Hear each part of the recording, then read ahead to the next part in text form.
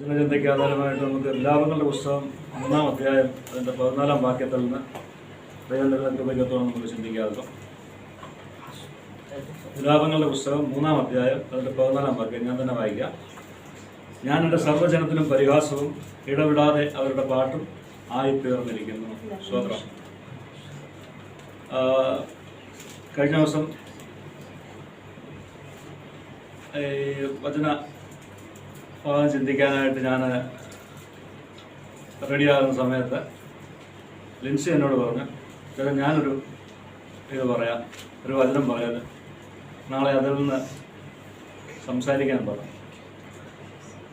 അപ്പം ഞാൻ പറഞ്ഞു അങ്ങനെയൊന്നും പറ്റത്തില്ല, ദൈവം തരുന്നേ പറയാൻ പറ്റത്തുള്ളൂ, ലിൻസി പറയുന്നതല്ല ചെയ്യുന്നത്. അത് ഞാൻ ചോദിച്ചു, ലിൻസി എന്താ പോയിൻ്റൊക്കെ ഒന്ന് പറഞ്ഞേ കേൾക്കട്ടെന്ന് പറഞ്ഞു. അപ്പം ലിൻസി പറഞ്ഞ പോയിൻ്റ്, ഒരാൾ നമ്മളെ പരിഹസിക്കുന്നു, നമ്മളെങ്ങനെ നമ്മളതിനെ നേരിടുന്നു, ഒരു വചനത്തിൻ്റെ അടിസ്ഥാനത്തിൽ എങ്ങനെ നേരിടുന്നു, ഈ ഒരു വിഷയം ലിൻസി പറഞ്ഞത്. ഞാൻ പറഞ്ഞു അത് പറ്റത്തില്ലെന്നൊക്കെ പറഞ്ഞ് ഞാനങ്ങ് പോയി പ്രാർത്ഥിക്കായിരുന്നു. ലിൻസി കിടക്കാൻ പോയി. പക്ഷെ ഞാൻ പ്രാർത്ഥിച്ചു കഴിഞ്ഞപ്പോൾ എനിക്ക് കിട്ടിയ വചനം ഇതേ വചനം തന്നെയാണ് കിട്ടിയത്. അപ്പം ഈ വചനത്തിൽ പറയുന്നത് ഇത് തന്നെയാണ്, ഞാൻ എൻ്റെ സർവ്വജനത്തിനും പരിഹാസവും ഇടവിടാതെ അവരുടെ പാട്ടും ആയിത്തീർന്നിരിക്കുന്നു എന്നാണ് പറയുന്നത്. നമുക്കറിയാം, നമ്മളായിരിക്കുന്ന സാമുദായിക സഭകളിൽ നിന്നോ നമ്മളായിരിക്കുന്ന ചുറ്റുപാടുകളിൽ നിന്നോ കെട്ടുപാടുകളിൽ നിന്നൊക്കെ നമ്മൾ ഈ വിശ്വാസം തിരഞ്ഞെടുക്കുമ്പോൾ, ഈ വചന സത്യം നമ്മൾ അറിഞ്ഞ് ഈ വചനത്തിനായിട്ട് നമ്മൾ ചൂടുവെക്കുമ്പോൾ എന്ത് സംഭവിക്കും? നമ്മുടെ ചുറ്റുമുള്ളവരെ അല്ലേ, നമ്മുടെ ചുറ്റുമുള്ളവരെ എങ്ങനെയൊക്കെ നമ്മളെ പിന്തിരിപ്പിക്കുവാൻ ശ്രമിക്കും. അപ്പോൾ അവർ ആദ്യം പലവിധമായ ഭീഷണികളോ അല്ലെങ്കിൽ മറ്റു പല രീതിയിലൊക്കെ അവർ ചെയ്തിട്ട് ഇതൊന്നും ഫലിക്കാതെ വരുമ്പോൾ അവരവസാനമായിട്ട് ചെയ്യുന്ന ഒരു കാര്യമാണ് ഈ പരിഹാസം എന്നുള്ളത്. അപ്പം എങ്ങനെയൊക്കെ പരിഹസിക്കും? നമ്മുടെ കഴിഞ്ഞ കാലങ്ങളെ ഓർത്ത് പറഞ്ഞ് പരിഹസിക്കും. നമുക്കറിയാം, പൗലോസ് അപ്പോസ്തലനെ ഈ സ്തെഫാനോസിനെ കല്ലെറിയുവാൻ ഇദ്ദേഹം ആ കല്ലെറിയുന്നവരുടെയൊക്കെ വസ്ത്രം പിടിച്ചുകൊണ്ട് നിന്ന ഒരു വ്യക്തിയാണ്. അപ്പം താനായിരുന്ന യഹൂദ സമ്പ്രദായത്തിന് വേണ്ടി, ആ സമുദായത്തിന് വേണ്ടി താൻ എന്ത് ചെയ്തു? താനെ അധികം എരിവോടെ ഓടിയൊരു യൗവനക്കാരനായിരുന്നു. പക്ഷെ നാളെ ഇദ്ദേഹം വചനം പ്രസംഗിക്കുമ്പോൾ ഈ സ്തെഫാനോസിന്റെ ബന്ധുക്കൾ ആരെങ്കിലും വന്നിട്ട് പറയുകയാണ്, നീ കൂടുതൽ വചനമൊന്നും പ്രസംഗിക്കണ്ട, നീ സ്തെഫാനോസിനെ കല്ലെറിഞ്ഞ് വന്ന വ്യക്തിയല്ലേ എന്ന് ചോദിച്ചിട്ട് അവിടെ കാര്യമില്ല. കാരണം ദൈവവചനത്തിൽ പറയുന്നുണ്ട്, ദൈവം നീതീകരിച്ചവനെ ആർ കുറ്റം വിധിക്കും. അപ്പം നമുക്ക് ഒരുവൻ ക്രിസ്തുവിലായാലും അവൻ പുതിയ സൃഷ്ടിയായി തീരുന്ന ദൈവവചന പ്രകാരം നമ്മൾ ദൈവഭാഗത്തേക്ക് വന്നു കഴിഞ്ഞാൽ നമ്മുടെ കഴിഞ്ഞ കാലങ്ങളെ ചൊല്ലിയോ നമ്മുടെ ഇപ്പോഴത്തെ കാലങ്ങളെ ചൊല്ലിയോ അല്ലെങ്കിൽ ഇനി സംഭവിക്കാൻ പോകുന്ന കാലങ്ങളെ ചൊല്ലിയോ നമ്മളെ പരിഹസിച്ചിട്ട് യാതൊരു പ്രയോജനവുമില്ല എന്നൊരു കാര്യം നമ്മൾ മറന്നു പോകരുത്. നമുക്ക് എങ്ങനെയൊക്കെ പരിഹസം നമുക്കറിയാം. വിശേഷാൽ ഈ വിശ്വാസി വന്നു കഴിയുമ്പോൾ എങ്ങനെയായിരിക്കും അവൻ? ഒരു പക്ഷേ എങ്ങനെ ആയിരിക്കും പരിഹാസം നേരിടാൻ പോകുന്നത്? ചിലപ്പോൾ അവൻ പാട്ട് പാടുന്നത് ശരിയാകത്തില്ല, അല്ലെങ്കിൽ താളമില്ല, അല്ലെങ്കിൽ അങ്ങനെ പരിഹസിക്കാം. അല്ലെങ്കിൽ പറയാം അവന് വചന പരിജ്ഞാനമില്ല, അല്ലെങ്കിൽ പറയാം അവൻ്റെ പ്രസംഗം ശരിയല്ല, അല്ലെങ്കിൽ പറയാം അവന് ആത്മീയമായ തീക്ഷ്ണതയില്ല. അത് കഴിഞ്ഞ ഇന്നാളൊരു പ്രസംഗം കേട്ടപ്പോൾ അതിനകത്തൊരു പാസ്റ്റർ പറയുമായിരുന്നു, ഒരു വിശ്വാസിയെ ഒന്ന് അടിച്ചതാക്കണമെങ്കിൽ ഒറ്റ ചോദ്യം ചോദിച്ചാൽ മതി, ഒരു ദിവസം എത്ര നേരം പ്രാർത്ഥിക്കും? ഈ ഒരു ചോദ്യം ചോദിച്ചു കഴിയുമ്പോഴത്തേക്ക് ഈ ചോദ്യം കേട്ട ആൾ ഒന്ന് സ്റ്റക്കായിപ്പോകും, പിന്നെ അവന് മറുപടി പറയാൻ പറ്റത്തില്ല. അപ്പം ഉദാഹരണം പറയുക, ഞാൻ 1 മണിക്കൂർ പ്രാർത്ഥിക്കുന്ന ആ വ്യക്തി പറഞ്ഞാൽ മറ്റേ വ്യക്തി ചോദിക്കുകയാണ്, 1 മണിക്കൂറേ പ്രാർത്ഥിക്കത്തുള്ളൂ. അപ്പോൾ ഇത് പറഞ്ഞു കഴിയുമ്പോഴത്തേക്ക് അവരുടെ ഇത് പോയി. അപ്പം നമ്മുടെ വിശ്വാസ ഗോളത്തിലായാലും ഉണ്ട് എന്തുണ്ട്, ഈ പരിഹാസമുണ്ട്. സ്തോത്രം. നമ്മൾ ഇങ്ങനെ ഒരു കാര്യം മനസ്സിലാക്കിക്കൊള്ളണം, നമ്മൾ ദൈവവചനം അനുസരിക്കാതെ ഇപ്പം നമ്മൾ പറയാം, നമ്മൾ ഇത്ര നേരം പ്രാർത്ഥിക്കുന്നുണ്ട്, അല്ലെങ്കിൽ ഞാൻ എല്ലാ ആഴ്ചയിൽ 3 ദിവസം അല്ലെങ്കിൽ 4 ദിവസം ഉപവാസം എടുക്കുന്നുണ്ട്, അതല്ല എങ്കിൽ ഞാൻ നീതിപ്രവർത്തികൾ ചെയ്യുന്നുണ്ട്, ദാനധർമ്മങ്ങൾ ചെയ്യുന്നുണ്ട്. ഇതൊക്കെ ചെയ്തെങ്കിലും എന്തില്ല, നമ്മൾ ദൈവവചനം അനുസരിക്കുന്നില്ല എങ്കിൽ ഇതൊന്നും ചെയ്തിട്ട് യാതൊരു കാര്യവുമില്ല.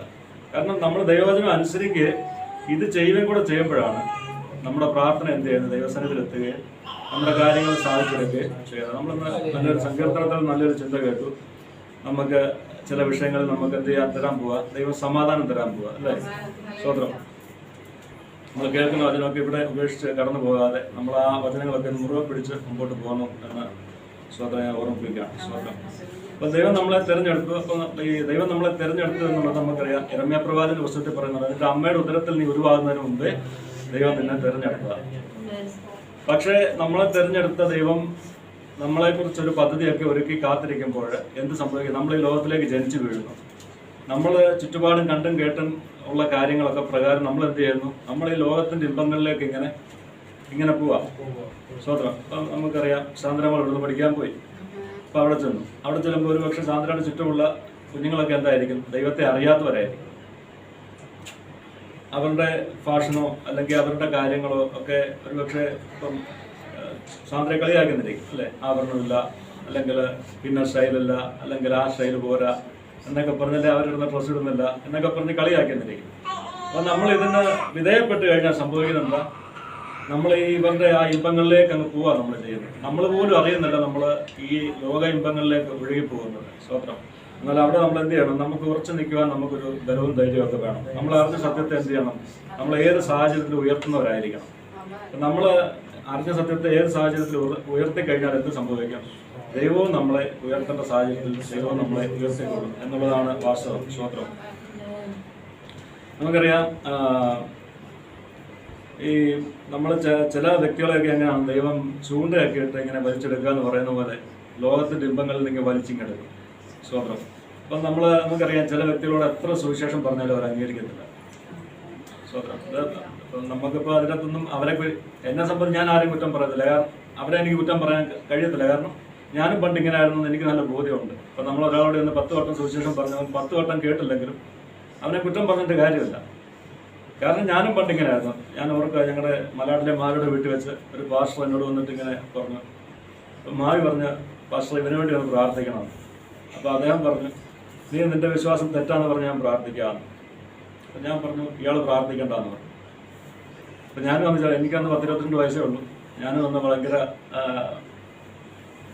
ഒരു ഞങ്ങളുടെ ആ ഒരു വിശ്വാസത്തിലേക്ക് വലിയൊരു എരിവുള്ള വ്യക്തിയായിരുന്നു. ഞാൻ പറഞ്ഞു, ഇയാൾ പ്രാർത്ഥിക്കേണ്ട എന്ന് പറഞ്ഞ് ഞങ്ങൾ തമ്മിൽ വാക്കുകാർക്കൊക്കെ ഉണ്ടായി. പിന്നെ മാവി എന്നെ കെട്ടിപ്പിടിച്ച് അങ്ങ് അകത്ത് കൊണ്ടുപോയി. അങ്ങനെയൊക്കെ ഒരു സന്ദർഭം ഉണ്ടായിരുന്നു.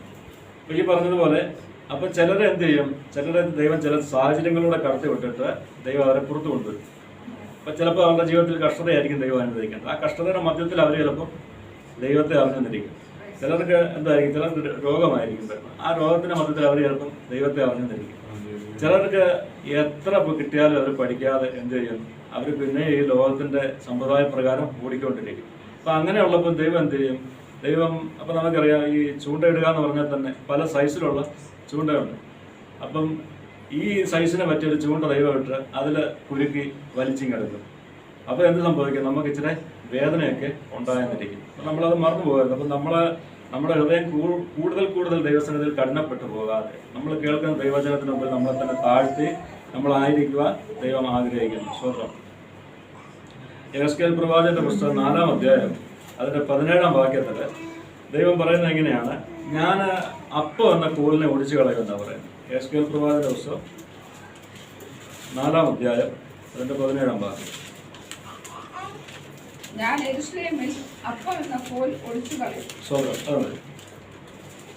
അപ്പൊ ആ ദേശത്തോടുള്ള ബന്ധത്തില് ദൈവം പറയുകയാണ്, അപ്പം എന്ന കോലിനെ ഒടിച്ചു കളയും. എങ്കിൽ മാത്രമേ ഈ ജനം ദൈവത്തിങ്കിലേക്ക് തിരിയത്തുള്ളൂ. കാരണം ഇവർക്ക് സമൃദ്ധി ഉണ്ടെങ്കിൽ ഇവർ ഒരിക്കലും ദൈവത്തെ അറിയത്തില്ല, ദൈവത്തിങ്കിലേക്ക് തിരിയത്തില്ല. അപ്പൊ അതിന് ദൈവം ചെയ്യുന്നൊരു ഒരു ചെറിയൊരു പരിപാടിയാണ് അപ്പം എന്ന പോലെ ഒടിച്ചു കളയും. അപ്പൊ ഈ 4:17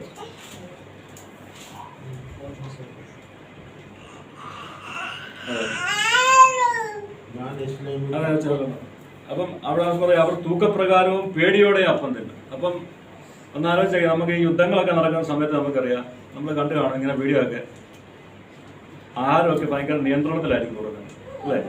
അപ്പം നമ്മളെ അപേക്ഷിച്ച് നമ്മൾ എന്തെങ്കിലും നിയന്ത്രണത്തിലാണ് കഴിക്കുന്നത്. നമുക്ക് നമ്മുടെ വയറ് മുട്ടി നമ്മൾ ഒരു പക്ഷേ ഇവിടം വരെ ആകുന്ന നിലവാരത്തിലൊക്കെ നമ്മൾ കഴിച്ചെന്നിരിക്കും. പക്ഷേ ഈ ഇവർക്ക് ദൈവം എന്ത് ചെയ്യുന്നു? അപ്പം എന്ന കോലിനെ ഒടിച്ചു കളഞ്ഞ് ചില കഷ്ടതയിലൂടെ ആ ദേശത്തെ കടത്തിവിട്ട് അവരെ ആ ദേശത്തെ മുഴുവനായിട്ട് ദൈവത്തിങ്കിലേക്ക് മടക്കി കൊണ്ടുവരുവാൻ ചില കഷ്ടതകൾ അവിടെ അനുവദിച്ചു കൊടുക്കുകയാണ്. സ്വപ്നം. നമുക്കറിയാം, നിനവെ എന്ന രാജ്യത്തോട് ദൈവത്തിന്റെ ഒരു വലിയ ന്യായവിധി കടന്നു വരാനിരിക്കുന്നു. അപ്പം യോന എന്ന പ്രവാചകനെ ദൈവം അയച്ചു. താൻ അല്പം ഊടാടി സഞ്ചരിച്ചിട്ട് എന്ത് ചെയ്ത് അവസാനം നിനവേ ചെന്ന് താൻ ഈ നിനവയ്ക്കെതിരായിട്ട് പ്രസംഗിച്ചു. എന്നാൽ അവിടെ നമ്മൾ വായിക്കുന്നത് ആ പ്രസംഗം കേട്ട രാജാവ് മുതൽ ഏറ്റവും താഴെയുള്ള ശിശുക്കൾ വരെ, കന്നുകാലികളെല്ലാം എന്ത് ചെയ്തു? അവരൊന്നും ആഹാരം കഴിക്കാതെ, ഒന്നും വെള്ളം കുടിക്കാതെ അവരെല്ലാം ഉപവാസത്തോടെ ദൈവസന്നിധി ഇരുന്നു തങ്ങളെ തന്നെ താഴ്ത്തി. ഈ തങ്ങളെ തന്നെ താഴ്ത്തുന്ന സമയത്ത് എന്ത് സംഭവിച്ചു? ദൈവത്തിന്റെ ന്യായവിധി അതിൽ നിന്ന് നീങ്ങിപ്പോകാനിടയായി. സ്വത്രം. നമ്മളിത് മറന്നു പോകരുത്. സ്വത്രം. നമ്മളെ തന്നെ താഴ്ത്തി നമ്മൾ ദൈവസന്നിധിയോട് കൂടുതലായി അടുത്ത് വരണമെന്ന് ദൈവം നമ്മളെക്കുറിച്ച് ആഗ്രഹിക്കുന്നു. സ്വത്രം. പക്ഷേ എന്ത് സംഭവിക്കും? ഇതോടൊപ്പം തന്നെ എന്ത് സംഭവിക്കും? ഈ നമ്മുടെ ചുറ്റുമുള്ള ജനം നമ്മളെ പരിഹസിച്ചും നിന്ദിച്ചും നമ്മളെ ഈ വിശ്വാസത്തിൽ നിന്ന് പുറകോട്ട് കൊണ്ടുപോകാൻ വേണ്ടി നമ്മളെ ഇങ്ങനെ നമ്മളെ വിടാതെ പിന്തുടർന്നുകൊണ്ടിരിക്കും, അല്ലേ? അപ്പോൾ നമ്മളിപ്പം ഒരു വചനം പ്രസംഗിക്കുന്ന ഒരു വ്യക്തിയാണെങ്കിൽ പറയും, ഇങ്ങനെയാണ് വചനം പ്രസംഗിക്കുന്നത്, എന്നിട്ട് അവരെ പ്രസംഗിക്കുന്നുണ്ടല്ലേ, ഇവരെ പ്രസംഗിക്കുന്നുണ്ടല്ലേ എന്ന് പറയും. അല്ലെങ്കിൽ ഏത് ശുശ്രൂഷ ചെയ്താലും ആ ശുശ്രൂഷയൊക്കെ എന്ത് ചെയ്യും? അവർ ഇങ്ങനെ പല വിധത്തിൽ പരിഹസിച്ചുകൊണ്ട് ഇവരുടെ ആത്യന്തികമായ ലക്ഷ്യം എന്തുവാ? ആ ശുശ്രൂഷയിൽ ഈ വ്യക്തിയെ വീഴ്ച കളയുക എന്നുള്ളതാണ്. സ്വത്രം. നമുക്ക് പുറപ്പാട് പുസ്തകം 2-ാം അധ്യായത്തിലേക്ക് വന്നു കഴിഞ്ഞാൽ നമുക്ക് അവിടെ മോശ എന്ന് പറയുന്ന വ്യക്തിയെ നമുക്ക് കാണാൻ സാധിക്കും. ഈ മോശയെക്കുറിച്ച് ദൈവത്തിന് വലിയൊരു പദ്ധതി ഉണ്ടായിരുന്നു. എന്നാൽ സ്വത്രം എന്നാൽ മോശയെ കൊന്നു കളയുവാൻ അതോടൊപ്പം തന്നെ സാഹചര്യങ്ങളൊക്കെ ഇങ്ങനെ അവിടുത്തെ ആ സമയത്തെ രാജാക്കന്മാരൊക്കെ അടുപ്പിച്ചു കൊണ്ടുവന്നു. എന്നാൽ ദൈവം അവിടുന്ന് കാത്തു പരിപാലിച്ച് മോശ എന്ന പൈതലിനെ രാജകൊട്ടാരത്തിലൊക്കെ വളർന്നു. താനൊരു 40 വയസ്സ് വരെ രാജകൊട്ടാരത്തിലൊക്കെ വളർന്നു. ആ മിസ്രൈമിൻ്റെ സർവ്വവിദ്യയും അഭ്യസിച്ച് സകല ഇതും അഭ്യസിച്ച് താൻ വളരെ മിടുക്കനായി നിൽക്കുന്ന ഒരു സാഹചര്യമായിരുന്നു. പക്ഷേ തൻ്റെ ജീവിതത്തിൽ താൻ പോലും അറിയാതെ ഒരു പ്രതിസന്ധി കടന്നു വരികയാണ്. സ്വതന്ത്രം. നമുക്ക് വായിക്കാം. 2-ാം അധ്യായം 11-ാം വാക്യത്തിലാണ് അത് കാണുന്നത്. ആ കാലത്ത് മോശെ മുതിർന്ന ശേഷം അവൻ തൻ്റെ സഹോദരന്മാരുടെ അടുക്കൽ ചെന്ന് അവരുടെ ഭാരമുള്ള വേല നോക്കി.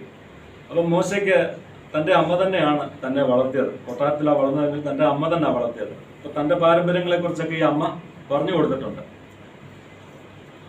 താൻ ആ വളർന്നു വരുന്ന സാഹചര്യത്തിൽ തൻ്റെ സഹോദരന്മാരെ കുറിച്ച് ഇദ്ദേഹത്തിനൊരു എരിവ്, ആ 40 വർഷം തോന്നാത്തൊരു എരിവ് ആ ഒരു പ്രത്യേക സമയമായപ്പോൾ അദ്ദേഹത്തിന് അങ്ങ് തോന്നുക. അപ്പോൾ അദ്ദേഹം ഈ സഹോദരന്മാരുടെ ആ കഠിനമായ വേല നോക്കാൻ വേണ്ടി അങ്ങോട്ട് കടന്നു ചെല്ലുകയാണ്. അപ്പോൾ അവിടെ ചെന്നപ്പോൾ എന്താ, ഒരു മിസ്രൈമൻ ഒരു എബ്രായനെ അടിക്കുന്നു. അപ്പോൾ ഇദ്ദേഹത്തിൻ്റെ രക്തം അങ്ങ് തിളച്ചു. ഇദ്ദേഹം അവനെ അടിച്ച് കൊന്നു. ഒരടിയാണോ എത്ര അടിയാണെന്നോട് എഴുതിട്ടില്ല, അടിച്ചു കൊന്നു. മോശ ഇദ്ദേഹത്തെ അടിച്ചു കൊന്ന് മണലിൽ കുഴിച്ചിട്ടു. അപ്പം മോശയ്ക്ക് തോന്നിക്കാണും ഒരു പക്ഷേ ഞാനൊരു എൻ്റെ സഹോദരന്മാർക്ക് വേണ്ടി അധികം എരിവോടെ ഞാൻ നിന്നു എന്ന് തോന്നിക്കാണും. താൻ പിറ്റേന്ന് കടന്നു വന്നപ്പോൾ എന്ത് സംഭവിച്ചു? 2 എബ്രായന്മാർ തമ്മിൽ വഴക്കുണ്ടായിരുന്നു. അപ്പോൾ ഇദ്ദേഹം മോശ അവരുടെ ഇടയിൽ ഒരു മധ്യസ്ഥത പറയുകയാണ്. സ്വതന്ത്രം. നിങ്ങൾ പുരുഷന്മാർ തമ്മിൽ ചണ്ടയിടുന്നത് കണ്ട് അന്യായം ചെയ്തവനോട് നിന്റെ കൂട്ടുകാരനെ അടിക്കുന്നത് എന്താ എന്ന് ചോദിച്ചു. അപ്പോൾ അധികം വേറെ ഒന്നും പറഞ്ഞില്ല, എന്തിനു നീ അടിക്കുന്നു എന്ന് ചോദിച്ചത് മാത്രമേ ഉള്ളൂ. സ്വതന്ത്രം.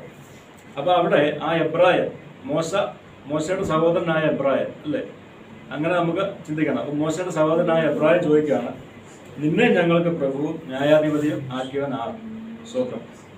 ഇസ്രായേലിനെ കൊന്നതുപോലെ എന്നെയും കൊല്ലുവാൻ ഭാവിക്കുന്നുവോ എന്ന് ചോദിച്ചു. ഈ ചോദ്യത്തിൽ മോശ എന്ത് ചെയ്തു? പേടിച്ചുപോയി. കാരണം ഈ വിഷയം എന്തായി, നാട്ടിൽ പ്രസിദ്ധമായി എന്ന് മോശയ്ക്ക് മനസ്സിലായി. മോശ പോലും അറിയാതെ മോശയുടെ ജീവിതത്തിലെ സാഹചര്യങ്ങൾ മാറുകയാണ്. ദൈവത്തിൻ്റെ പർപ്പസിലേക്ക് താൻ കടന്നു വരുവാൻ വേണ്ടി ദൈവം ഈ സാഹചര്യങ്ങൾ അയച്ചു എന്ന് നമുക്ക് മനസ്സിലാക്കാൻ കഴിയും. മോശ ഫറവോനെ ഭയപ്പെട്ട് അവിടെ നിന്ന് ഓടിപ്പോകുന്നതായിട്ട് നമുക്ക് കാണാൻ സാധിക്കും. പിന്നീടുള്ള 40 വർഷം മോശയുടെ ജീവിതത്തിൽ എന്തായിരുന്നു? ഒരു വലിയ ട്രെയിനിങ്ങിൻ്റെ പീരീഡായിരുന്നു. ആ 40 വർഷം കൊണ്ടാണ് അപ്പം ദൈവം മോശയെ പഠിപ്പിക്കുകയാണ്. ഈ ലോകത്തിൻ്റെ ഇപ്പം ഇസ്രായേലിൻ്റെ അന്നത്തെ വലിയ വിദ്യാഭ്യാസം എന്നൊക്കെ പറയുന്നത് വളരെ വലിയ വിദ്യാഭ്യാസമാണ്. കാരണം അവരെ അന്നുണ്ടാക്കിയത് ഇന്ന് പോലും ആൾക്കാർക്ക് എന്താണ്, വളരെ ബുദ്ധിമുട്ടും പ്രയാസമാണ് പഠിക്കുവാനും എടുക്കുവാനും ഒക്കെ. അപ്പം അങ്ങനെയുള്ള മോശയെ ദൈവം പഠിപ്പിക്കുന്ന കാര്യം എന്താണ്? ഈ ലോകത്തിൻ്റെ വിദ്യാഭ്യാസമല്ല, ഞാൻ ചിലതൊക്കെ നിന്നെ പഠിപ്പിക്കുക. എങ്ങനെ? ആടുകളെ മേയിക്കുക. ഈ ആടുകളെ മേയിച്ച് നിന്നെ ഞാൻ ചില കാര്യങ്ങൾ പഠിപ്പിക്കും. കാരണം നിന്നെ കൊണ്ട് എനിക്ക് ചില വേലകൾ ചെയ്തെടുക്കുവാൻ ഉണ്ട്. അപ്പം മോശയെ അങ്ങനെ ദൈവം പഠിപ്പിക്കുകയാണ്. സ്വത്രം. അപ്പം നമ്മുടെ ജീവിതത്തിൽ ചില പ്രതിസന്ധികൾ കടന്നു വരുന്നത് നാം പോലും അറിയാതെ നമ്മുടെ ജീവിതത്തിൽ പ്രതിസന്ധി കടന്നു വരുന്നത് എന്തുകൊണ്ടാണ്? ദൈവം തൻ്റെ ഉദ്ദേശത്തിലേക്ക് നമ്മളെ നയിക്കുന്നു എന്നുള്ളത് ആണ്. നമ്മളങ്ങ് മനസ്സിലാക്കുക. ഈ മനസ്സിലാക്കി അതിനൊത്തവണ്ണം നമ്മൾ ചൂടുവെക്കുക എന്നുള്ളതാണ്. സ്വത്രം. ഇവിടെ മോശ നമുക്കറിയാം, ശേഷം മോശ ആടിനെ മേയിച്ചുകൊണ്ട് നടക്കുക. ഇതിൻ്റെ ആദ്യ സമയത്തൊന്നും എന്തില്ലായിരുന്നു, ദൈവത്തിൻ്റെ അരുളപ്പാടൊന്നും മോശയ്ക്കില്ലായിരുന്നു. ഒരു പക്ഷേ മോശ എല്ലാവരും ആ സമയത്ത് മോശ പരിഹസിച്ചാണ്, അല്ലേ? എങ്ങനെ കഴിഞ്ഞവനാണ്, കൊട്ടാരത്തിൽ കഴിഞ്ഞവനാണ്, കണ്ടില്ലേ, ആടിൻ്റെ കൂടെ വാസം എന്നൊക്കെ പറഞ്ഞ് മോശയെ കളിയാക്കിയാണ്, അല്ലേ? സ്വതന്ത്രം. പക്ഷെ മോശ എന്ത് ചെയ്തു? മോശ മുമ്പോട്ട് പോയി. താനൊരിക്കലും ഒരു ദർശനം കണ്ടു, തൻ്റെ ജീവിതം മാറി മറിഞ്ഞു. അപ്പോൾ നമ്മുടെ ജീവിതം മാറി മറിയുവാൻ അധികം സമയമൊന്നും വേണ്ട.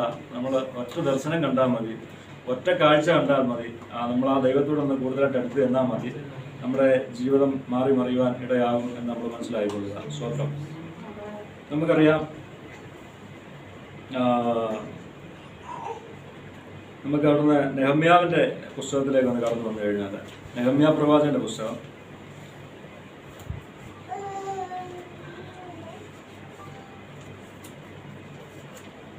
2:17 വായിക്കാവുന്നു.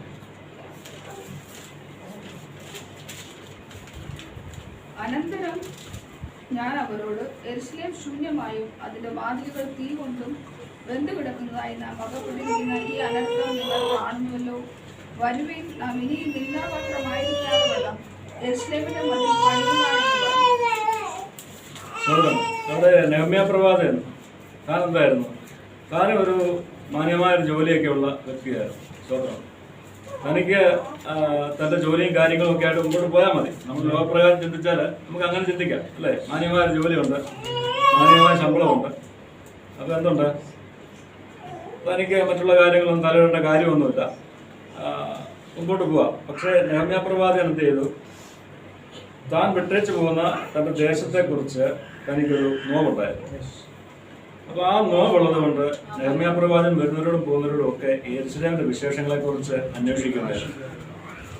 അപ്പോൾ തൻ്റെ നമ്മുടെ ഒരു വിശ്വാസ ജീവിതത്തിൽ നമുക്കും വേണ്ട എന്താണ്? നമുക്ക് ഇങ്ങനെയുള്ള എരിവാണ് വേണ്ടത്. കാരണം നമ്മൾ എങ്ങനെങ്കിലും അങ്ങ് ജീവിച്ചു പോകുന്നു, എങ്ങനെങ്കിലും അങ്ങ് വിശ്വാസ ജീവിതം നയിക്കുന്നു എന്നുള്ളതിലുപരിയായിട്ട് നമ്മൾ ദൈവസന്നിധിയിൽ ഒന്ന് താണിരിക്കുവാനും ദൈവത്തിൽ നിന്ന് കേൾക്കുവാനും ഒക്കെ നമുക്ക് ആഗ്രഹം വേണം. നമ്മൾ ആയിരിക്കുന്ന സഭയെക്കുറിച്ച്, നമ്മളായിരിക്കുന്ന സാഹചര്യങ്ങളെക്കുറിച്ചൊക്കെ നമുക്ക് എന്ത് വേണം? നമുക്ക് നല്ല ബോധ്യം വേണം. സ്വതന്ത്രം. അപ്പം ഇവിടെ ഇപ്പം ആ വന്നവര് ഇങ്ങനെ പറയുകയാണ്, എന്ത്, യെരുശലേമിന്റെ മതിൽ ഇടിഞ്ഞു കിടക്കുന്നു. സ്വതന്ത്രം. അപ്പൊ ഇത് കേട്ടപ്പം ഇദ്ദേഹത്തിന് വളരെ വിഷമമായി. ഇദ്ദേഹത്തിന് വളരെ വിഷമമായിട്ട് താൻ പറയുകയാണ്, വരുവേൻ. അപ്പൊ ഇദ്ദേഹം ഉപവസിച്ചു പ്രാർത്ഥിച്ചു കഴിഞ്ഞപ്പോൾ രാജാവിന് എന്ത് സംഭവിച്ചു? തന്നോട് കരുണ തോന്നി എന്നുള്ളതാണ് അവിടെ കാണാൻ കഴിയുന്നത്. സ്വന്തം. ഈ രാജാവിന് കരുണ തോന്നിയപ്പോഴാണ് രാജാവ് തന്നെ വിളിച്ച്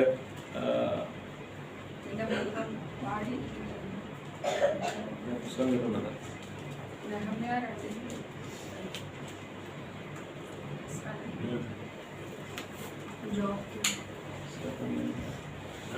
ഓക്കെ. എന്നോട് ആദ്യം ഞങ്ങളുടെ സ്നാനപ്പെട്ട് കഴിഞ്ഞപ്പോൾ ഞങ്ങളുടെ പാസ്റ്റർ പറഞ്ഞു, ഈ ഇതിൻ്റെ ബൈബിളിൻ്റെ ഇത് കാണാതെ പഠിക്കണം, പുസ്തകത്തിൻ്റെ ഓർഡർ കാണാതെ പഠിക്കണം. പക്ഷെ എനിക്കത് പഠിക്കാൻ തോന്നിയില്ല, ഞാനൊരു പഠിച്ചില്ല. അപ്പം എനിക്ക് നെഹമ്യാ ഞാൻ കിടന്ന് അവിടെ നിന്ന് തപ്പുക. പുതിയ നിയമത്തിൻ്റെ അവിടെ നിന്ന് ഇങ്ങോട്ട് തപ്പുകയാണ്. പഴയ നിയമത്തിൻ്റെ ഈ ഭാഗത്ത് തന്നെയാണ്. ഓക്കെ.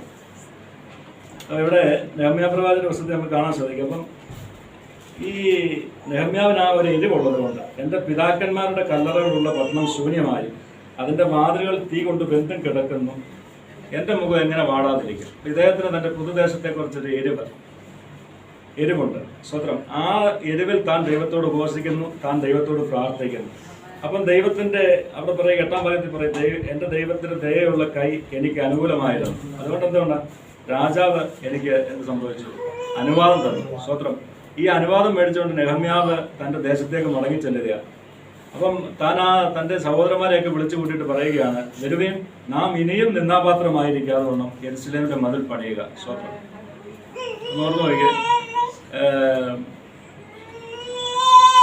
നമുക്കറിയാം, നമ്മുടെ വിശ്വാസ ജീവിതത്തിലായാലും നമുക്കും ചില മതിലുകളൊക്കെ ഉണ്ടല്ലേ, പണിയേണ്ടതായ ഇടിഞ്ഞു കിടക്കുന്ന ചില മതിലുകൾ നമ്മുടെ ജീവിതത്തിലുണ്ട്. നമ്മൾ സൂക്ഷ്മമായി നമ്മളെന്ന് പരിശോധിക്കണം. എങ്കിൽ മാത്രമേ നമുക്ക് ആ മതിലിനെ കാണുവാൻ കഴിയത്തുള്ളൂ.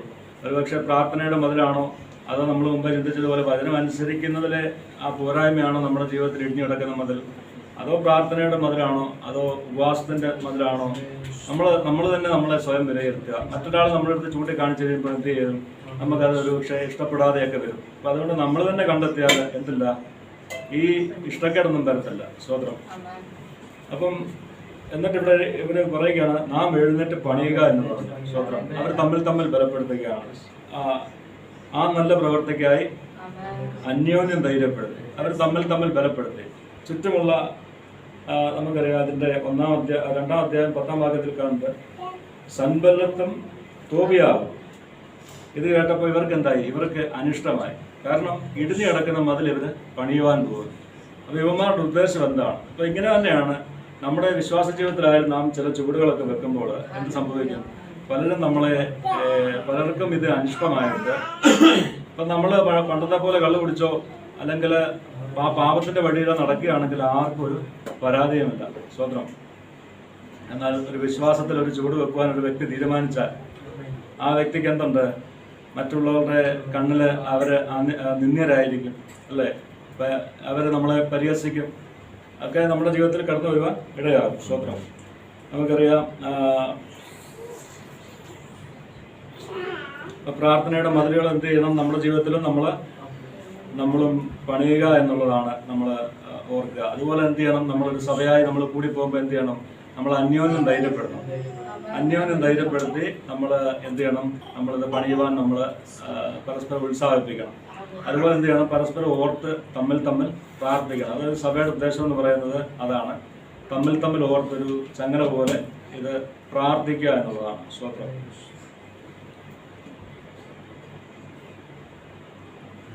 നമുക്കറിയാം, ഇവരുടെ ശത്രുക്കളായിട്ട് നമുക്ക് കാണാം സൻബല്ലത്ത്, തോബിയാവ് എന്ന ഈ സഹോദരന്മാർ. ഇതിന്റെ 4-ാം അധ്യായം നമ്മൾ വായിക്കുമ്പോൾ അതിനകത്ത് എഴുതിയിട്ടുണ്ട്. ഇവർ വന്നിട്ട് ഈ നെഹമ്യാവിനെയും തന്റെ കൂടെയുള്ളവരെ നോക്കിയിട്ട് പറയുകയാണ്, ഈ ദുർബലന്മാരായ യഹൂദന്മാർ എന്ത് ചെയ്യുവാൻ പോകുന്നു? അവരെ സമ്മതിക്കുമോ? അവരെ യാഗം കഴിക്കുമോ? ഒരു ദിവസം കൊണ്ട് പണി തീർത്ത് കളയുമോ? വെന്ത് കിടക്കുന്ന ചണ്ടിക്കൂമ്പാരങ്ങളിൽ നിന്ന് അവർ കല്ല് ജീവിപ്പിക്കുമോ? നോക്കിയേ, എങ്ങനെയെല്ലാം പരിഹസിക്കാവോ അങ്ങനെയെല്ലാം ഇവരെ അടുത്ത് ചെന്നിട്ട് ഇവരെ പരിഹസിക്കുകയാണ്. അതുകൊണ്ട് ഇവർ ഈ പരിഹസിക്കുന്ന ഒറ്റ ഉദ്ദേശം എന്താണ്? ഇവൻ ഈ മതില് പണിയരുത്, ഇവൻ ഇതിന് നേതൃത്വം കൊടുക്കരുത്. ഇതാണ് ഇവരുടെ ഉദ്ദേശം. പക്ഷേ നമ്മൾ കുറിവാക്യമായിട്ട് വായിച്ചത് എല്ലാവരുടെ പുസ്തകമാണ്. ഞാൻ സർവ്വജനത്തിനും പരിഹാസം ഇടപെടാതെ അവരുടെ പാട്ടുമായി തീർന്നിരിക്കുന്നു. അപ്പൊ ഇങ്ങനെയുള്ള സാഹചര്യം ഈ നെഹമ്യാവിന്റെ ജീവിതത്തിലും കടന്നു വരികയാണ്. ഈ നെഹമ്യാവ് എങ്ങനെ ഇതിനെ നേരിട്ടു എന്നുള്ളതാണ് നമ്മളിന്ന് ചിന്തിക്കുന്നത്. ഇവർ വീണ്ടും പരിഹസിക്കുകയാണ്. അവർ എങ്ങനെ പണിതാലും ഒരു കുറുക്കം കയറിയ അവരുടെ കന്മതിൽ ഇടിഞ്ഞ് ഉരുണ്ട് വീഴുമെന്ന് പറഞ്ഞു. പരിഹാസത്തിന്റെ ലെവല് കൂടി വരികയാണ്. ഇവരെങ്ങനെ ഒരു കുറുക്കം കയറിയാൽ ഇടിഞ്ഞു വീഴുമെന്ന് പറഞ്ഞാൽ അത്രയ്ക്ക് പോലും ബലമില്ലാത്തൊരു മതിലാണ് ഇവർ പണിയാൻ പോകുന്നത് എന്നാണ് പറയുന്നത്. സ്തോത്രം. എന്നാൽ ഇദ്ദേഹത്തിന്റെ മറുപടി ഇതിന്റെ 4-ാം വാക്യത്തിലുണ്ട്. ഞങ്ങളുടെ ദൈവമേ കേൾക്കണമേ, ഞങ്ങൾ നിന്ദിതന്മാരായിരിക്കുന്നു. അവരുടെ നിന്നയെ അവരുടെ സ്വന്തം തലയിലേക്ക് തിരിച്ച്. അപ്പോൾ ഇദ്ദേഹം പ്രാർത്ഥിക്കുകയാണ്. എന്താണ്? ഈ പരിഹസിക്കുന്നവരോട് ഇദ്ദേഹത്തിന് യാതൊരു മറുപടിയും ഇല്ല.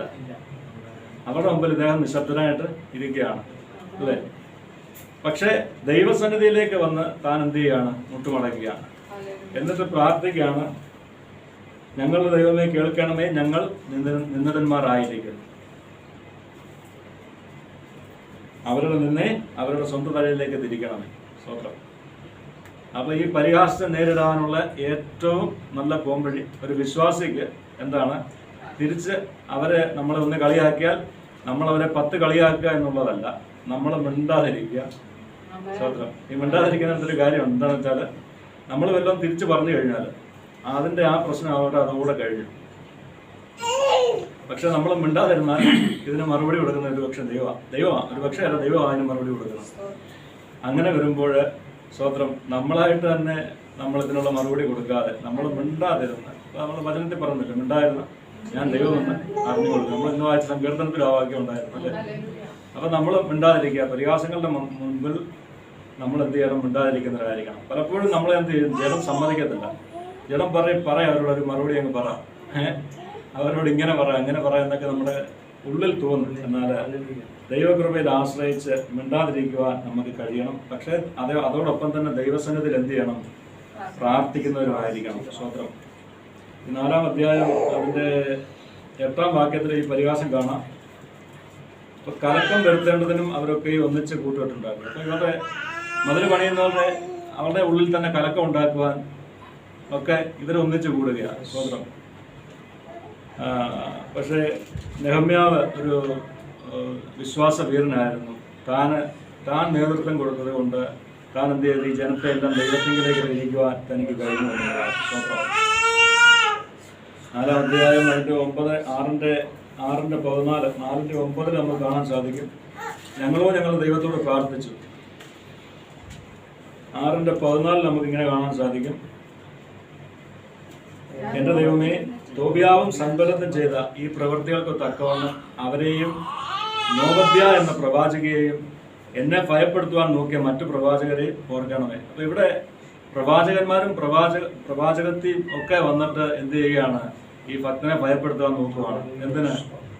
താനൊരു തീരുമാനമെടുത്തു, ഈ യെരുശലേമിൽ ഇടിഞ്ഞു കിടക്കുന്ന മതിലുകൾ ഞാൻ പണിയുമെന്ന്. സ്തോത്രം. അപ്പോൾ ആ ദേശത്ത് ഒരുപക്ഷെ അറിയപ്പെടുന്ന പ്രവാചകനും പ്രവാചകയുമായിരിക്കും ഇവര് വന്നിട്ട് ഇവരെ നിരുത്സാഹപ്പെടുത്തുക, പിന്തിരിപ്പിക്കുവാൻ ശ്രമിക്കുക. സ്തോത്രം. അപ്പം നമ്മുടെ ചുറ്റും എന്താണ്? ഇങ്ങനെയുള്ള നമ്മളെ വിശ്വാസത്തിൽ നമ്മൾ ചൂട് വെക്കുമ്പോൾ നമ്മൾ ഇങ്ങനെയുള്ളതൊന്നും നമ്മൾ കേൾക്കരുത്. നമ്മൾ വചനം വായിച്ച് ഈ വചനം നമ്മളോട് സംസാരിക്കും കേട്ടോ. ഇതിലും വലിയൊരു പ്രവചനം ഇല്ല എന്നുള്ളതാണ് വാസ്തവം. ഈ വിശുദ്ധ വേദപുസ്തകത്തിൽ എഴുതിയതിലും വലിയൊരു പ്രവചനം ഇല്ല. നമുക്ക് ചില വിഷയങ്ങളിൽ തീരുമാനമെടുക്കുവാൻ കഴിയുന്നില്ല എങ്കിൽ നമ്മൾ വാസ്തവമായി ദൈവസന്നിധിയിൽ ഇരുന്ന് നമ്മുടെ ഉള്ളിനെ ഒന്ന് കാലിയാക്കണം. ഉള്ളിനെ ഒന്ന് കാലിയാക്കി ദൈവസന്നിധി ഇരുന്ന് കഴിഞ്ഞാൽ വാസ്തവമായിട്ട് നമുക്ക് ദൈവത്തിൽ നിന്ന് കേൾക്കുവാൻ സാധിക്കും.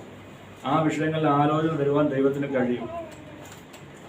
ഞാൻ നേരത്തെ പറഞ്ഞിട്ടുണ്ട്, ലൂക്കോസിൻ്റെ 3-ാം അധ്യായത്തിൽ ഞാൻ പണ്ട് സൗദിയിലായിരുന്ന സമയത്ത് ഒത്തിരി കൈക്കൂലി മേടിക്കാൻ കഴിയുന്ന സാഹചര്യം എൻ്റെ ജീവിതത്തിൽ ഉണ്ടായിരുന്നു. അപ്പം എന്നോട് ചിലർ പറഞ്ഞു മേടിക്കണം, കൈക്കൂലിയായിട്ടല്ല കമ്മീഷനായിട്ട് വന്നു. അപ്പോൾ നമുക്കൊരു ചിലത് അങ്ങോട്ടും ഇങ്ങോട്ടൊക്കെ ഒരു മനസ്സ് വരുമല്ലോ. അപ്പോൾ എന്നോട് പക്ഷേ ഞങ്ങളുടെ പാസ്റ്റർ പറഞ്ഞായിരുന്നു, നമ്മൾ എന്ത് ചെയ്താലും നമ്മൾ ദൈവമക്കളാണ് എന്നുള്ള ഉദ്ദേശത്തിൽ മാത്രമേ ചിന്ത ചെയ്യാവൂ. അപ്പോൾ ഞാനപ്പോൾ ഞങ്ങൾ താമസിക്കുന്ന ജോലി ചെയ്യുന്നതൊക്കെ അടുത്തടുത്ത് തന്നെ. ഞാൻ വണ്ടി എടുത്ത് നേരെ റൂമിൽ ചെന്നു. ഞാൻ മുട്ടക്കുത്തിരുന്ന് പ്രാർത്ഥിച്ചു കഴിഞ്ഞപ്പോൾ ഞാൻ പറഞ്ഞ ദൈവമേ എനിക്കറിയത്തില്ല, ഇതിൽ എനിക്കൊരു ആലോചന തരണം, എനിക്കറിയത്തില്ല എന്ന് പറഞ്ഞ് പ്രാർത്ഥിച്ചു. പക്ഷേ ഞാൻ കണ്ണടച്ചു, ബൈബിൾ തുറന്നു, വിരൽ വെച്ചു. എനിക്ക് ലഭിച്ച ആ വചനം ഇതായിരുന്നു, നിങ്ങളുടെ ശമ്പളം മതി എന്ന് വെച്ചു. സ്വന്തം ഈ ശമ്പളം എന്നൊരു വാക്ക് ബൈബിളിലുണ്ടോ എന്ന് എനിക്കറിയത്തില്ല, അതിന് മുമ്പ് അറിയത്തില്ല. ഞാനന്ന് ആദ്യമായിട്ട് കാണുക. പക്ഷെ നിങ്ങളുടെ ശമ്പളം മതി എന്ന് വെപ്പിനൊരു വാക്കാ ദൈവം അവിടെ തന്നു. അന്നല്ല ഇന്ന് സംസാരിക്കുന്നുണ്ട് കേട്ടോ. 2 ദിവസം മുമ്പ് ഒരു വിഷയത്തിൽ ദൈവത്തിനെതിരെ പ്രാർത്ഥിച്ചപ്പോഴും അതിനും ദൈവം വ്യക്തമായിട്ടൊരു മറുപടി ദൈവം തരുവാനിടയിൽ. ഞാൻ അവനെ തെളിയിരിക്കുന്നു എന്നൊരു മറുപടി ഒരു വിഷയത്തിൽ ലഭിക്കാനിടയായി. പക്ഷെ നമുക്ക് അങ്ങനെ പറയാൻ സാധിക്കത്തില്ല, മറ്റുള്ളവർക്ക് പറയാൻ സാധിക്കത്തില്ല. പക്ഷെ നമ്മുടെ വിശ്വാസ ജീവിതത്തിൽ നമുക്കതൊരു തീരുമാനം എടുക്കുവാൻ നമുക്കത് സഹായിക്കുന്നു. നമുക്ക് സ്വതന്ത്രം. നമുക്കറിയാം മീഖാ പ്രവാചകന്റെ പുസ്തകം അതിൻ്റെ 7-ാം അധ്യായം അതിൻ്റെ 6-ാം വാക്യത്തിൽ എന്തുണ്ട്? മനുഷ്യന്റെ ശത്രുക്കൾ എന്താണ്? അവൻ്റെ വീട്ടുകാർ തന്നെയാണ് പറയുന്നത്. സ്തോത്രം. അപ്പോൾ ഈ നമ്മൾ വിലാപങ്ങളുടെ പുസ്തകത്തിൽ വായിച്ചതാണ്, ഞാൻ എൻ്റെ സർവ്വജനത്തിനും പരിഹാരം ഇടപെടാതെ അവരുടെ പാട്ടുമായിരുന്നു. എൻ്റെ സർവ്വജനം അതാരാ? എൻ്റെ സർവ്വജനം ആരാ? എന്നോട് ചുറ്റിപ്പറ്റിയുള്ള എൻ്റെ ആ ഒരു ഇതിലുള്ള എൻ്റെ സർവ്വജനം. സ്തോത്രം. അപ്പോൾ ഇവര് എന്താണ്? ഈ മത്തായിയുടെ പുസ്തകത്തിലും നമുക്കത് കാണാൻ സാധിക്കും. എന്താണ്? മനുഷ്യന്റെ ശത്രുക്കൾ അവൻ്റെ വീട്ടുകാർ തന്നെ. സ്തോത്രം. എങ്ങനെയാവും? മത്തായിയുടെ സുവിശേഷത്തിലേക്ക് വന്നാൽ ഞാൻ കുറച്ചുകൂടെ വ്യക്തത കിട്ടുവാണ് അതെങ്ങനെയാണ്. എന്നേക്കാൾ ഉപരിയായി എന്താണ്? അപ്പനെയോ അമ്മയോ ഭാര്യയോ മക്കളെയോ ഒന്നും സ്നേഹിക്കരുത്. സ്നേഹിച്ചു കഴിഞ്ഞാൽ എന്താകും? നമുക്കിതൊരു ഇറച്ചിയായിട്ട് നമ്മുടെ മുമ്പിൽ നിൽക്കും. നമ്മുടെ വിശ്വാസത്തിലെ നമ്മുടെ ചില ചുവടുകൾ വെക്കുവാൻ എന്ത് ചെയ്യും? ഇത് നമ്മുടെ മുമ്പിൽ ഒരു ഇറച്ചിയായിട്ട് നിൽക്കും. നമുക്ക് കഴിയത്തില്ല. അപ്പം ഞാൻ ചിന്തിക്കുകയായിരുന്നു, ഒരിക്കലും നമ്മുടെ ഭവനത്തിലുള്ള എല്ലാവരും തൃപ്തിപ്പെടുത്തി നമുക്ക് സുവിശേഷ വേല ചെയ്യുവാൻ സാധിക്കത്തില്ല. കാരണം അതിന് മുമ്പിൽ പല ചോദ്യങ്ങൾ വരും. ഒരു പക്ഷേ പൗലോസ് ആ തീരുമാനം എടുക്കുകയാണെങ്കിൽ പൗലോസിനോട് ഒരു പക്ഷേ അദ്ദേഹത്തിൻ്റെ വീട്ടുകാർ പറയുന്നത് എന്തായിരിക്കും? നീ ഇപ്പോൾ യഹൂദ മതത്തിലല്ലേ, നീ എവിടെ നിങ്ങൾ ആരാധിച്ചാൽ പോരെ എന്നൊക്കെ പറഞ്ഞ് അദ്ദേഹത്തെ ഒരു വിഷയം നിരുത്സാഹപ്പെടുത്താൻ സാധ്യതയുണ്ട് അല്ലേ? അപ്പം നമ്മൾ വിശ്വാസത്തിൽ ചില ചുവടുകൾ വെക്കാൻ, ചില തീരുമാനങ്ങൾ എടുക്കുവാൻ എന്ത് ചെയ്യും, നമ്മളെ മറ്റുള്ളവർ നിയന്ത്രിക്കുവാൻ സാധ്യതയാണ് സ്വതന്ത്രം. അതുകൊണ്ട് നമ്മൾ സ്വതന്ത്രം എന്ത് ചെയ്യണം, നമ്മളതൊക്കെ നമ്മൾ മനസ്സിലാക്കി നമ്മൾ മുമ്പോട്ട് പോകുവാൻ നമുക്ക് കഴിയണം എന്നുള്ളതാണ് സ്വതന്ത്രം. അപ്പം സങ്കീർത്തനം 141 അധ്യായം അതിൻ്റെ 5-ാം വാക്യത്തിലേക്ക് വന്നു കഴിഞ്ഞാൽ നമുക്കിവിടെ കാണാൻ സാധിക്കും.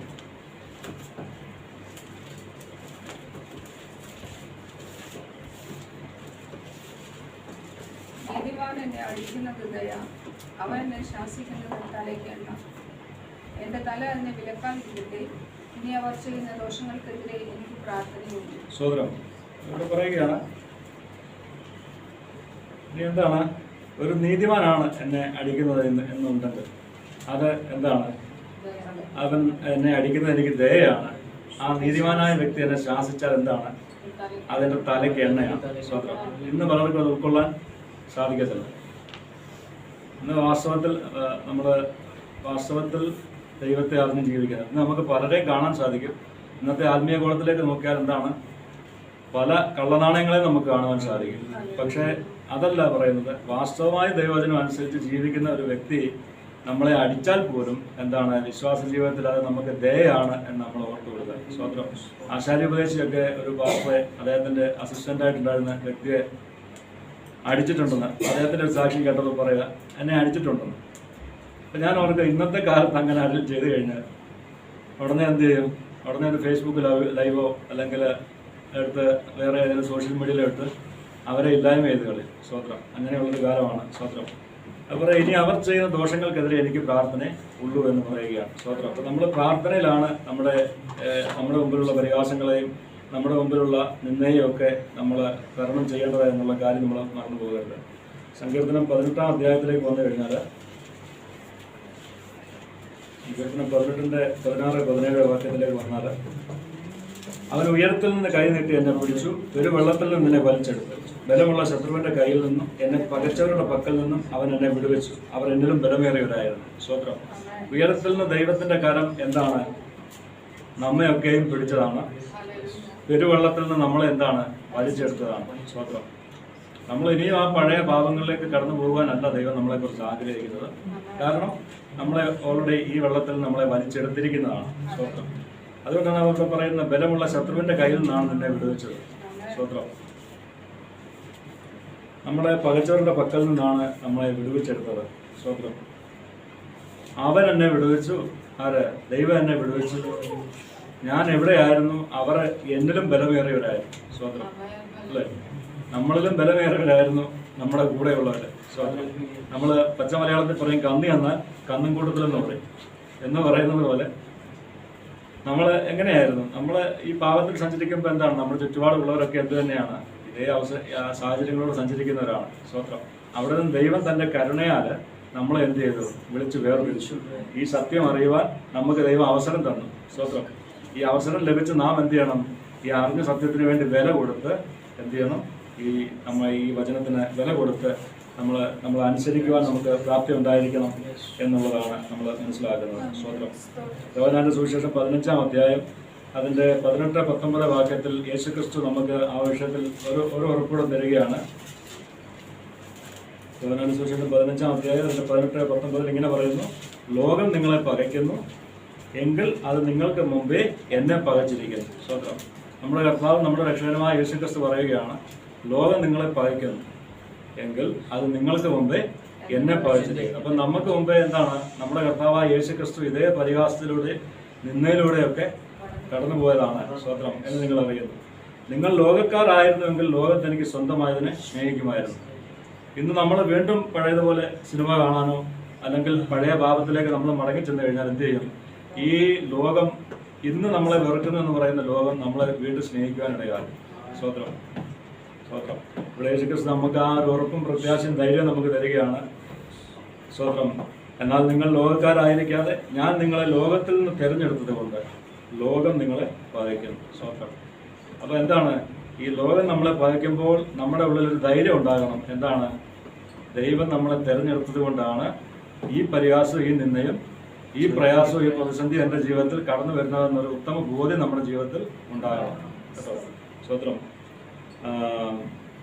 ഈ ബോധ്യത്തിൽ നമുക്ക് മുമ്പോട്ട് ജീവിക്കാൻ കഴിയണം.